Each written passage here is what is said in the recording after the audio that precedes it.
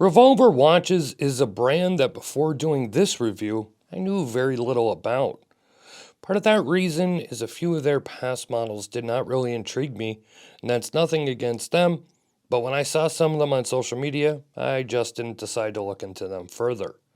Fast forward to the release of this SD-1, which has gone through some changes which I will discuss, but when I saw this piece, I loved the different K-shaped design and the see-through dial, and I reached out to the owner Dan to see if he wanted to send one for review.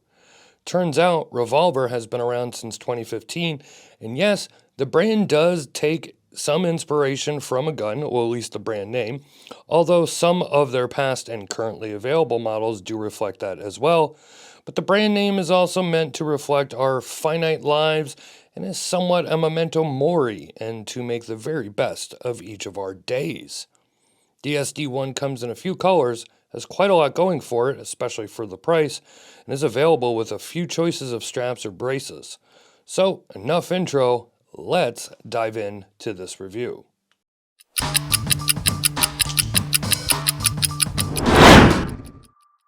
As you saw in the intro vid, the SD-1 comes in pretty simple packaging, which is fine by me, takes up way less room in the closet or storage shelf. Pricing starts at $419, and that will get you a choice of an isoframe style rubber strap, an FKM colored rubber strap for this Deadpool model, as it is dubbed a red strap, or a leather strap. For $459, you get a metal bracelet. Keep in mind, you only get one strap, you do not get all of them, nor do you get a rubber along with the bracelet, etc. Two other colors are available, blue and aqua, which I'll show on screen here, but I chose the Deadpool because for some reason I'm really coming around to red and black watches, something I never used to care for, and I like the play on Deadpool, one of my favorite Marvel movies. One of the first things I want to highlight is the case design.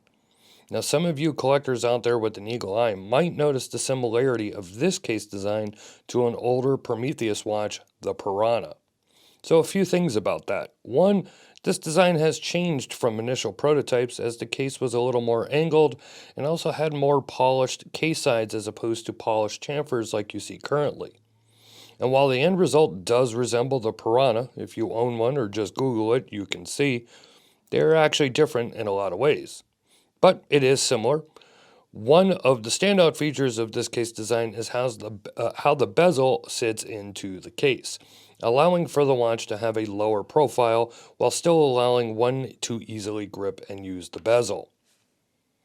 While it does look somewhat like a somewhat blocky case, dimensions are smaller than the Piranha and much more wearable on most wrists in my opinion. For those wanting the hard numbers, you are looking at a 43mm case width, not including the crown, 51mm lug-to-lug, 22mm lug width, 14.7mm in thickness, and a weight of the case head around 130 grams. The movement is the SII NH70, basically a skeletonized version of the NH35. The crystal is sapphire as well as the bezel insert, but the see-through case back is actually mineral crystal, and this diver is water resistant to 300 meters with a screw-down crown, of course. Now, I've talked for years about NH movements from Seiko, and I still stand firm on that they really shouldn't be used on watches over $500. Fortunately, this watch is priced well below that, and with the see-through dial on a dive watch, allowing you to see what I consider a basic movement, is not the most attractive dial you can have, but Revolver does jazz it up a bit with the chapter ring and applied marker design. One aspect I really do like with these, with the see-through dial, the dial surround looks like it's almost floating, which definitely ups the look in my opinion. Something else I like is that they were smart not to go overboard with the text on the dial, leaving only the logo and the word automatic. This is probably a topic for another day, but why do so many brands insist on putting the word automatic on the dial? I would have preferred the model name or even Deadpool done in red and black. Maybe that's just one of my pet peeves, so let's just move along. The case design, as I said, does wear very well, and I've always liked this case design, or the Doxa sub design, or cushion cases. I just always find them to be very comfortable, and this is no different on my 7.5-inch wrist. I will say though, the case back is pretty thick, and I understand it has to be 300 meters of water resistance, but you could lose the silly helium release valve and drop this to 200 meters and reduce the size of the case back and increase the wearability. On the back, you could see the movement, which makes sense seeing as it has a see-through dial, so why cover up the back? But the rotor is brass, and again, overall I find these movements to be dreadful to look at. But I know I'm critical of exposed movements in general, but just like a lot of engines in cars, I wouldn't have see-through hoods because the engines look ugly, just like these movements look ugly. I'm not sure why it's only a mineral crystal. Maybe that was done to save money. And even if it does get scratched up, it's only the back of a $400 watch. Not that big of a deal. When it comes to straps, I do have a few issues though. As I said, you do not get all the straps. You can choose what you want.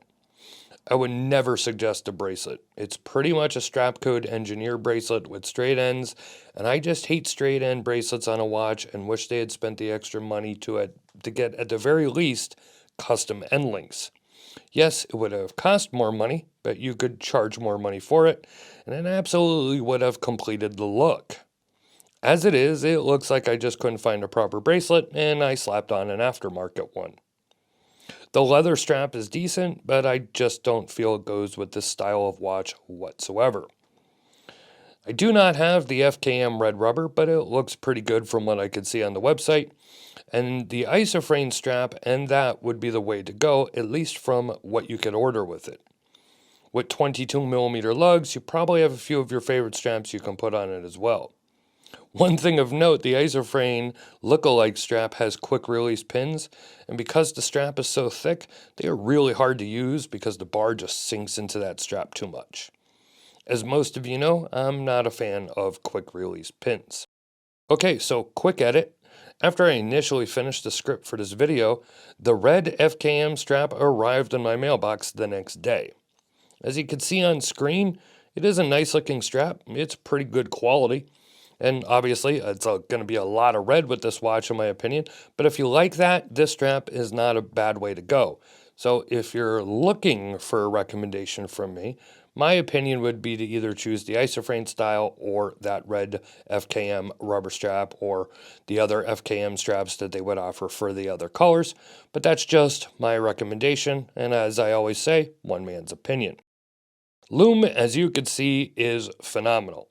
And I have tested it to last quite a long time, about 5 to 6 hours, and I could still see the time in the dark thanks to C3 Superluminova. Job well done on the Lume. Overall, this is a fun watch. It has a fun case design, a see-through dial, and I like the red and black colors and dial surround, but I would like to see them work on the straps and maybe look more towards something of the custom variety as opposed to off-the-shelf strap and bracelets.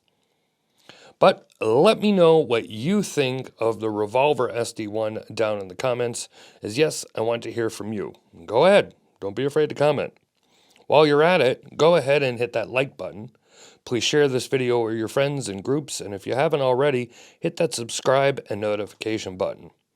All links will be in the description, including a link to my written article. As always, thank you for watching, and I will see you next time.